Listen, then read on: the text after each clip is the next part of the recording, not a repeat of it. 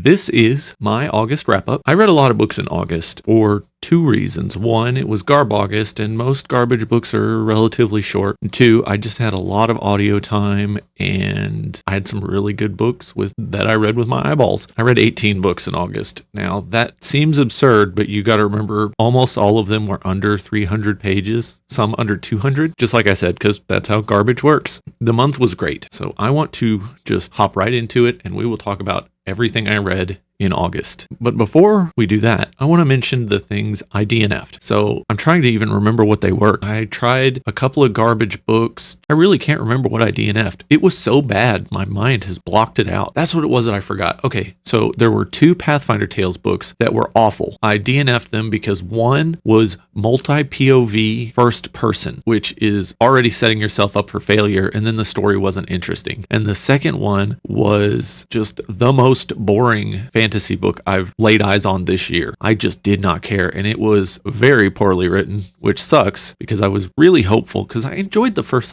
10 Pathfinder Tales books. Maybe at the time I was just like, oh, Pathfinder's so great, I'm just happy to be in the world, which I tried to do with these two books. They just weren't good. I'm not even gonna name them. I think they're like book 13 and 14 or something. They're not good. And then for August, I was like, hey, you know what a lot of people think is garbage? The Wandering Inn. I'm not saying it's garbage. I thought I'd give it a try. I'm 15% of the way through The Wandering Inn book 1. It's all right. I don't know if I'm going to keep going, but I'll leave it on my phone so that I can just listen to it when there's a lull in other things I'm reading. While the story isn't very interesting, it's easy to just get kind of lost in it, which I guess makes it kind of good. I started the month with the Kobold Guide to Game Mastering, and it was okay. It's just about game mastering. The problem is there's a bunch of tables that I didn't care about, and also there's a bunch of just beyond obvious things that it's giving you advice on, like don't be a creep when you're running a game. Don't be racist when you're running a game. Don't use stereotypes to make NPCs. And it's like, well, yeah, duh. Also, you should be considerate of your players' feelings and don't do things that make them uncomfortable. And it's like, oh, okay, so most of this advice is just be a reasonable person. It does have some good stuff in there. I do recommend it for anyone that is very new to running games, but beyond that, maybe read something else. I think that the Dungeon Master's Guide 2 for D&D 4th edition has all of the good advice in this book, but in another format. Same with Dungeon Master's Guide 2 for D&D 3.5, as a matter of fact. Something about the second Dungeon Master's Guide in these games just really sets you up for success. As part of August, I read a good book that is a product of a tabletop RPG, and that is Homeland by R.A. Salvatore. Holy crap, it's so good. Drizzt is amazing. I now understand why everyone loves him as much as they do. This is my first book by R.A. Salvatore and my first experience with Forgotten Realms in fiction, because I think Forgotten Realms honestly is a little overrated. I'm not the biggest fan of the setting. Maybe I will be by the time I read all of these books, because yes, this one was so good, I will be reading the rest. Homeland is the origin story of Drizzt. It is from the time he is born until the time he breaks away from the Drow. And I really like it. Salvatore's ability to make a very interesting lawful evil society is just unparalleled. I really liked it a lot. I know there's a lot of baggage with the Drow, but we don't have to get into that. I think that the writing is like the perfect modern version of pulp fantasy. Like, you get these very great action scenes that remind me of like Robert E. Howard, and then these like very dramatic interactions with other people and the dialogue and stuff. It's a pulp novel in the best way possible, and I highly recommend it to anyone that wants a tie-in to read, especially if you want to get into the Forgotten Realms or into just D&D novels in general. This is a really good place to start. After that, I wanted more garbage, and as usual, these are in chronological order of when I read them through the month, so there'll be sequels throughout here later on to some books like this one, Fool's Flight by Warren Murphy. I went back to reading Digger. I had such a great time with Digger Smoked Out last year. I could not believe that it was as good as it was. I felt like I was being tricked because Digger is not a likable person. Honestly, he kind of sucks in the first couple chapters of the first book, but by the end, I was like, this is one of the best mystery novels I've ever read. I cannot believe he pulled off this amazing mystery. Just the way it was solved, everything that led up to the ending was just so good. And I thought, I'm going to read at least one Digger book this August because I had such a great time last year. Well, Fool's Flight is even better. Digger is a little more likable, or I'm just used to him being a jerk, or it's probably both. But one of the great things about this one is Coco, his roommate girlfriend with benefits that was like an Asian stereotype in the first book, is not that in here. She is here not even as a sidekick, but as a partner, and it's just very good. The premise just locked me in instantly. So Digger is off to investigate a plane crash, not the plane crash itself, but the life insurance policies of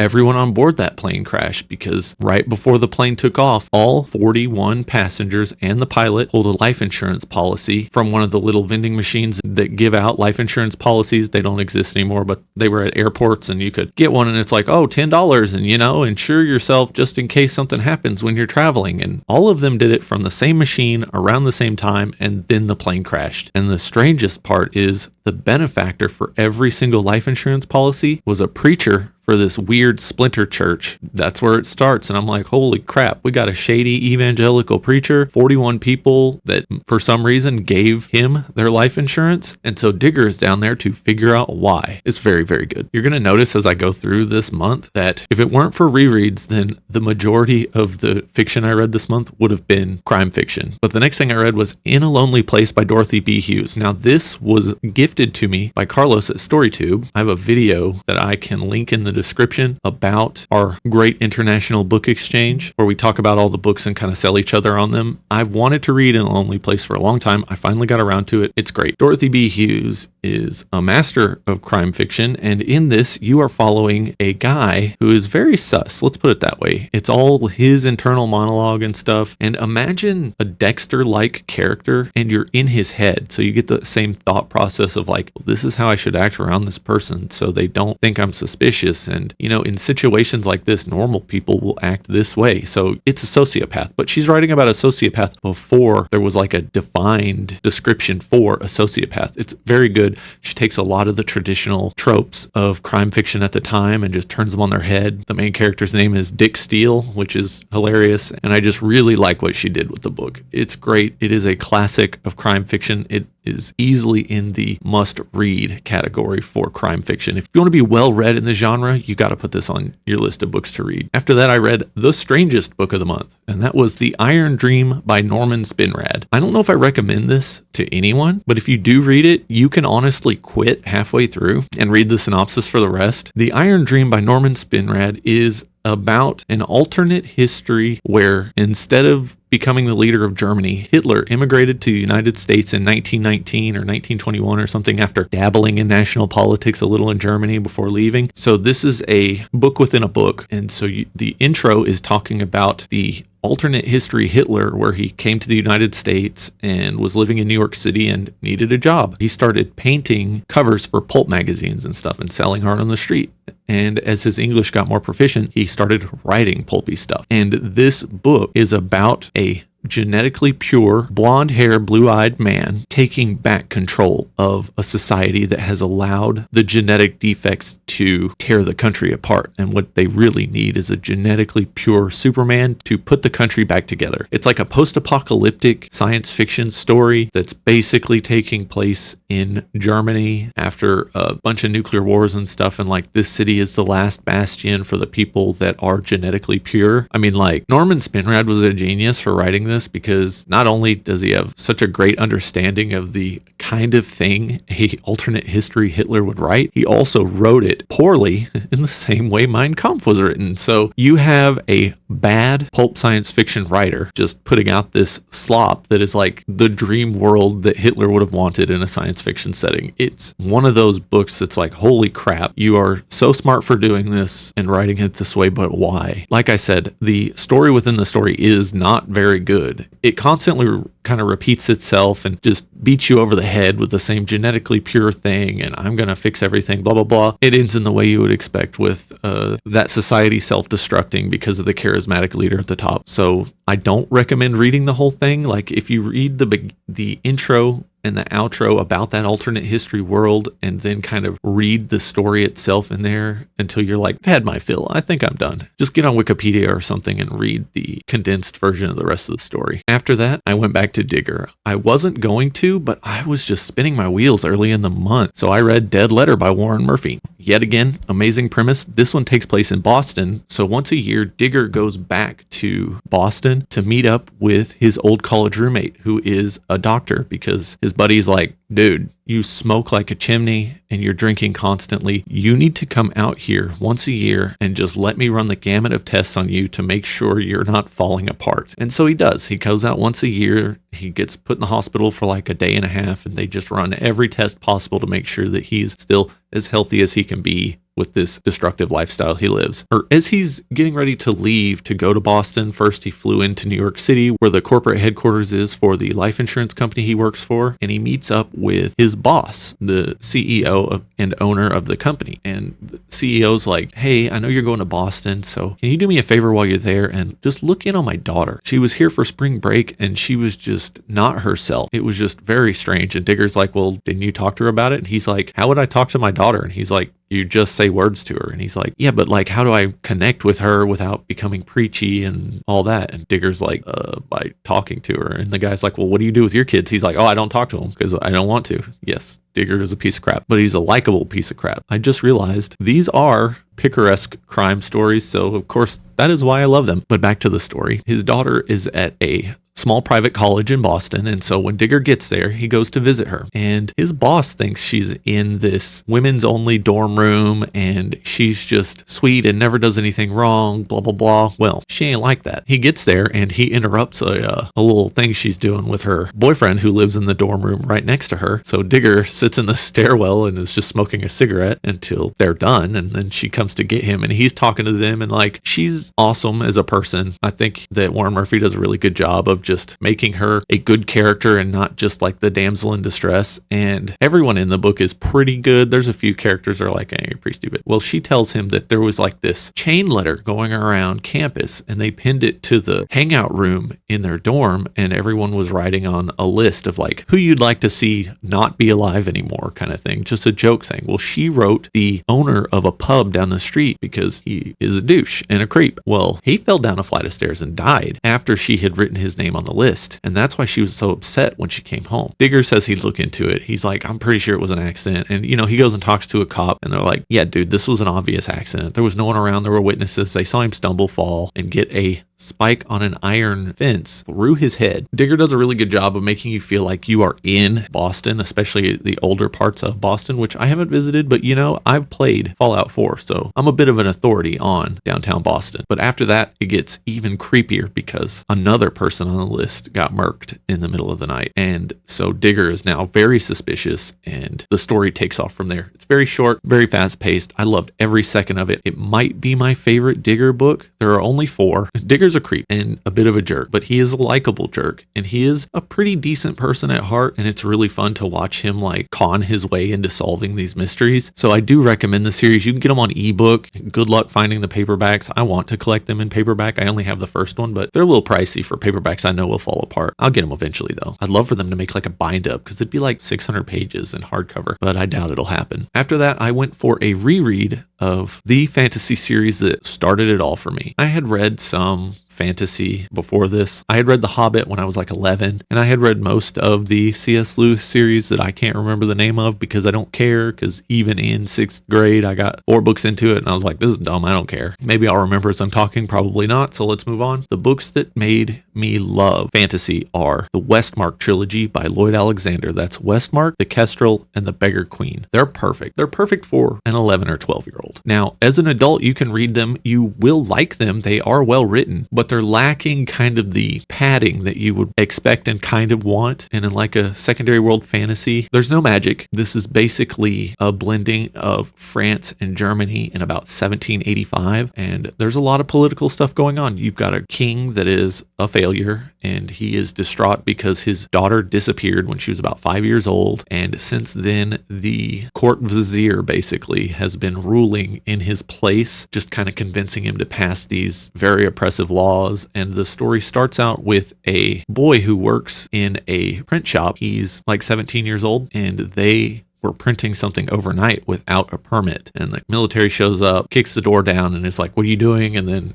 all hell breaks loose. And now the main character is on the run. And he kind of latches on to these scoundrel con artists. This like 15, 16-year-old girl joins them, and the story takes off from there. And the second and third book, I don't want to spoil because they spoil the end of the first book, but there's a lot of political intrigue, and the Kestrel is about this main character basically becoming a war criminal because of the things he has to do to survive this civil war that's going on in the countryside. And then the beggar queen is it all getting tied up. It is 100% revolutionary France without the guillotines. Instead, they're just hanging people the old-fashioned way. Very good books. One of the things that's refreshing about them is, like I said, there is no filler. Like, this is bam, bam, bam, bam, bam, plot, just banging it out. The writing is very good. The characters are very good. Yes, it's kind of its time, like the 70s, but not in like a bad way. It's just, you should know that going in. It's not going to have the same cadence as a modern fantasy novel, even a YA fantasy novel. I really enjoyed them. They were so refreshing to read. They're super short. I mean, all three combined are probably 400 pages in a hardcover, if that. If you have a kid that's about 11 and they're interested in stuff like that, get those books for them. They're just so cool. And I am looking forward to seeing if my daughter will read them when she gets a little older, because I think they're a really good foundation for kids when it comes to building up a love of fantasy, especially fantasy that involves a lot of politics, because this doesn't talk down to you, but it does bring the political movements and the things going on to a level that is good for like a 12 or 13-year-old. Now, this next book is not good for a 12 or 13-year-old. This is Lucifer's Weekend by Warren Murphy, Digger Book 4, the last Digger book, and there's a story about that I'll get to after I give a brief explanation of this book. Lucifer's Weekend is Digger ends up in a rural company town in Pennsylvania. It's built kind of between these two hills. It's like a bowl kind of thing, and the manufacturing plants there just drop ash and soot and smog on this city. The city sucks. Like, bro, you're gonna die if you're living at the bottom of this bowl. All the rich people live up on the edge where the wind blows the smog down, and it's pretty on the nose when it comes to like the haves and the have-nots, but it's still a very good book with a very good mystery. Digger is there because the heir apparent to this company that owns this town dies from electrocution in a cabin that the company owns. He was out on like a hunting trip. But the thing is he was an electrical engineer, and he's not stupid enough to get electrocuted working on something like that in this cabin. And his wife is adamant that he did not die by accident. Digger's company is saying, hey, we're going to give you $1 million because he died from an accident. And she's like, no, my husband was not stupid. I will not take that extra $500,000, which is like, who knows, like $4 million now or something after inflation. She just says, no, I won't take that money because that would besmirch his good name. I don't want people thinking my husband was a moron. It was not an accident. And so Digger is sent there to convince her to take the money. And she's real strange. This town's real strange. It's really fun. Warren Murphy does such a good job of just making the place that Digger is at a character, and I really enjoyed this one too. I still think that Dead Letters probably my favorite, but this one comes very close. Like, it's very good. All 4 Digger books are amazing. And speaking of all 4 Digger books, there are only 4 because his publisher didn't want to publish them anymore, but also didn't want to give him the rights to the name. So he went to a different publisher and created the Trace series. The character's name is Trace, which is a shortened version of the character's name Tracy, which is just the replacement for the name Digger. Same characters, same things going on in the stories, just different names because he had to change them because they wouldn't give him the naming rights. But I have heard that these are better. Warren Murphy liked these more. He said they're a little funnier, which is interesting because all of the Digger books are pretty funny, but these have won awards. So I'm really looking forward to reading the Trace series. It's going to be real hard for me to wait until next August to read them. I might start reading some of them this month. I just thought it was interesting that his publisher's like, we don't want to publish these anymore. And Warren Murphy's like, fine, I'll take them somewhere else. And like, you can do that, but you can't take the name. And he's like, okay. It's just wild that even happened. As I said before, this month was a lot of crime fiction, but fortunately, I read a little fantasy with the Westmark trilogy. So Carlos from StoryTube likes to message me out of the blue and be like, hey, let's buddy read this book together. And I'm like, all right. So he messaged me and was like, hey, I want to read some short, punchy crime fiction. So how about we read The Killer Inside Me by Jim Thompson? And I'm like, hey, speaking of short, punchy crime fiction, when are you going to read Nightmare in Pink? But he said the books are stored right now to keep them safe. So that's okay. So we did read The Killer Inside Me by Jim Thompson. This book is unsettling. So Pop 1280 was the only other Jim Thompson book I read, and that book is messed up. I really like that book, but wow, is it messed up. The Killer Inside Me is more messed up. Yet again, we have a member of law enforcement in Texas, but this is in the 1950s. Well, this guy's a woman-hating incel who is also a sociopath, and bad things happen. Lots of bad things to a lot of people. It is sickening at times. You don't want to read it, but also you can't stop. I said that In a Lonely Place by Dorothy B. Hughes is important to like being a well-read crime fiction fan. This is too, and they're like different sides of the same coin. You got to read this one too. It's unsettling, and if you can't handle the whole book, there is an abridged version with an amazing narrator. He kind of sounds like Matthew McConaughey, and it's very good. So maybe check that out if you don't want to bear down and suffer for 3 times as long. But yes, The Killer Inside Me is very good. After that, I needed something different. And by something different, I mean I wanted to binge something. So I binged the entire Merlin saga from the Chronicles of Amber, which is the last 5 books. So Trumps of Doom, the first Merlin book, is very good. I had such a good time with it. When I finished it, I was like, what are these naysayers talking about? Because everyone said the Corwin saga is much better than the Merlin saga. And I was like, they're full of crap, because Trumps of Doom is as good as some of the better Merlin books. Then I read Blood of Amber, and I'm like, yeah, this is still good. It does have some issues. Then I read Sign of Chaos, and I'm like, this has the same issues. I'm going to kind of go through all of them and then talk about my thoughts of the entire saga. So Sign of Chaos was also pretty good. Then I read Night of Shadows, and Night of Shadows is okay with some really good moments. Overall, it was the weakest in the series so far, but redeemed itself with a few things. At one point in this series, Roger Zelazny mentions John D. MacDonald twice. Once by name as like a meta joke, and then the second time he uses almost a direct quote from a John D. MacDonald book as like a joke, and it's perfect. And I was like, holy crap, John D. MacDonald's popping up everywhere. The series ends with Prince of Chaos, and that book is bad. It's like not mid, is bad. And so my overall thoughts on the series are, it's worth reading if you like the world of Amber. I don't think that he ruins the world. He really does just add a lot more to it. But you got to go in knowing that the Merlin saga is a soap opera. The reason why this is a soap opera is because all of these characters are very powerful. They are godlike beings. So you can't really put them in danger in the same way you can like a normal person or even like a heroic person like Hercules. And all this comes back to the book on writing by Zelazny I read last month. He talks about his writing style and the thing he goes for. And so these characters just cannot be put in the same situations as normal people. So what do you put them in? Oh, you put them in where this one betrayed you, but they betrayed you because they needed to convince another person that they were a traitor so that they could betray them to help you out. And it's like blah, blah, blah. Oh, look, I'm this missing person you didn't know was still alive. Hey, I pop up out of nowhere and screw you over, or I come and save you at the last second. Psych, I'm actually the bad guy. It's all these goofy soap opera twists and turns, and it is so dramatic. And you need to know that going in,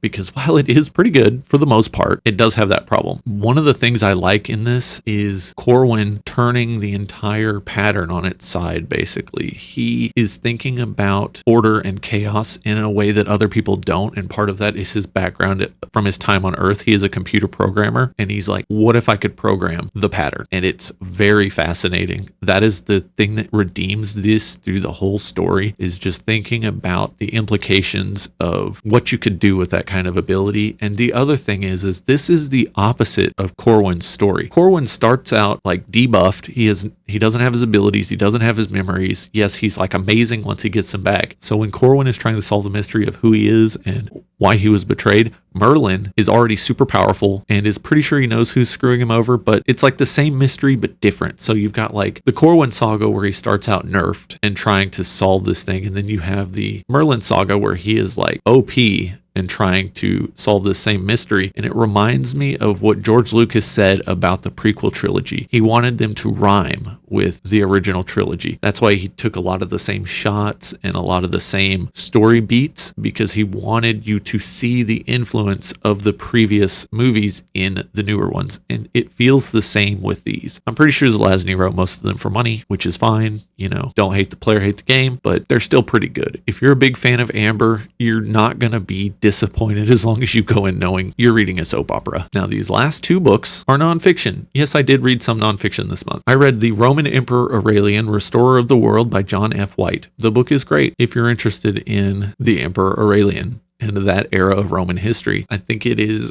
okay for the layman, like the book says it was written for the layman. You need a little understanding of how the Roman world worked going into this. So I suggest reading any Tom Holland book about Rome and then reading this. It's good. The audiobook's good. I don't know what else to say about it. Like, if you know, you know. The story is about Aurelian, the last Roman emperor to put the pieces back together of the Roman Empire. He stabilized the empire after decades of emperors bribing the army, getting murked by someone else who bribed the army more, all these betrayals, all these different emperors debasing the currency. You had hyperinflation, just all this instability, which really led to a tanking of the economic power of the Roman Empire. And then this man shows up and literally travels across the empire for his entire reign, putting out fires and stabilizing the country. And it's pretty good. I now have a much greater appreciation for Aurelian. And that's about all I got on that book. I mean, read it if you're into that. If not, move on. This last book I read was about writing because I really like reading books about writing. And it is The Art of War for Writers by James Scott Bell. This is very good. What he does is he takes little snippets from The Art of War by Sun Tzu and then puts them at the beginning of a chapter and then breaks down like how you should be writing or exercises you should be doing to become a better writer or ways you should be acting to get people to notice you as a writer. Like, this is how you should get published. Now, some of this is kind of out of date, but a lot of it is very, very good. And yet again, this man's out here talking about John D. MacDonald. If you want to become a good writer, read some John D. MacDonald, learn how the man wrote. It's crazy how often I keep seeing John D. MacDonald's name coming out of the mouth of other authors. I mean, he might be the most important genre fiction writer of the last 60 years, 70 years at this point, but that's for a different video. The Art of War for Writers is very good. It gave so many good tidbits of advice. I highly recommend it to anyone that wants an easy, approachable book about writing where you can read through here and just kind of feel good about getting into writing. He's very encouraging when he's telling you kind of what you should be doing to become a better writer and to get published. I really liked the book a lot. It's one of the better books on writing that I've read in the last few years, so definitely check it out. Now that I'm done talking about everything I read for the month, let's go into my TBR for this month. For the month of September, I plan on reading more John D. MacDonald. I'm rereading the Travis McGee series slowly but surely, so I'm going to be reading The Quick Red Fox. I am also reading The Red Hot Typewriter, The Life and Times of John D. MacDonald by Hugh Merrill. I'm about halfway through that. Boy, is it amazing. I absolutely love this biography. It's so good. All these little tidbits of John D. MacDonald's writing process and his life. It's just very good. Hugh Merrill is just writing one banger of a biography, and I can't wait to finish it so that I can start contemplating when I'm going to read it again. I have highlighted so many things in it. It's going to be a major part of my John D. MacDonald video where I talk about the Travis McGee series. I'm also going to be reading some Sun Eater this month. I started Howling Dark. I'm like 20% of the way through it, 25% of the way through, and I like it so far. Now, keep in mind that I am enjoying it when I say these things. Holy crap, Hadrian is dramatic, and the prose in this book is laid on so thick. I mean, it is syrupy, which is fine because I'm enjoying it, but I can understand why it turns some people off. I really love that Rocchio just wears all of his influences on his sleeve. I mean, I'm not even going to say what the location is, but as soon as Hadrian gets there, I'm like, hey, where's the Torturers Guild? Like, this place has a Torturers Guild, right? It's good. It's very, very good. I'm also going to read some short stories this month. I'm always working on short stories. I'm still working my way through the C.M. Kornbluth collection. I'm going to do some more James Tiptree Jr., but most importantly, I'm going to read Flashing Swords #5, Demons and Daggers, I think is what it's called, mostly because it has a sword and sorcery story from Roger Zelazny and a sword and sorcery story from Tanith Lee. I want to read some more Tanith Lee this month. I might start with that and then get back into the Flat Earth series. And beyond that, I will be reading more nonfiction. I'm going to be chipping away at my 40 before 40, and I'm about 90% sure we're going to be revising the 40 before 40 and doing like an update on the ones I've read so far. So keep an eye out for that. Hopefully I make that video. This month was awesome. I read a lot, but felt like I didn't read anything, so I don't know what that says. I'm really trying to spend a lot more time reading eyes on paper, well, on e-reader. I want my reading to be a little more balanced between audio and eyes on paper, just because I feel like I'm getting back my ability to read quickly eyes on paper, and I want to keep exercising that muscle because it atrophied real bad over the last decade. I think I'm going to blame the internet and brain rot on that, but I'm getting it back, and it's been great. I think it will lead to about a 30% increase in how many things I read or how much I get through in a month. And that's fine. Let me know in the comments what you read in August and what you plan on reading in September. Let me know if you've read any of these. Have any of you read a Digger book? I doubt it, but you probably should. They're fun. Same goes for Westmark. Like, who's read those? I honestly feel like I'm the only person I know. And let me know if you're a Merlin hater, because I can understand why, but also it's more amber, so why would you complain? That's all I got. Thanks for watching. With that, I'll see you next time.